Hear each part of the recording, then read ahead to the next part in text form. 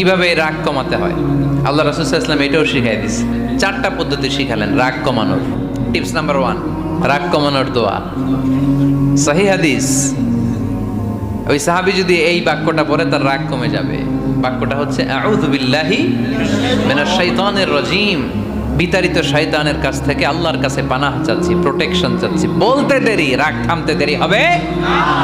Tips number 2, তোমাদের যখন প্রচন্ড রাগ চলে আসে, বেশি যখন প্রচন্ড যখন তোমরা রেগে যাও, তখন কথা বন্ধ করে চুপ হয়ে যাও। 3 number tips, lower your action, আপনার অ্যাকশনকে কমায় দেন। কিন্তু আমরা ওই সময় মারি ডাইরেক্ট অ্যাকশন। রাগের সময় আমরা কি করি? আল্লাহ রাসূল বললেন lower, minimize your action. 4 number tips শোনো, ইন্নাল গাদাবা মিনাশ শাইতান, নিশ্চয়ই রাগ আসে শয়তান থেকে। ওয়া ইন্নাশ শাইতানা খুলিকা মিনান নার, শয়তান তৈরি আগুন থেকে। ওয়া ইন্নান নারা তুতফাউ বিল মা, আগুন নিবানো হয় পানি দিয়ে।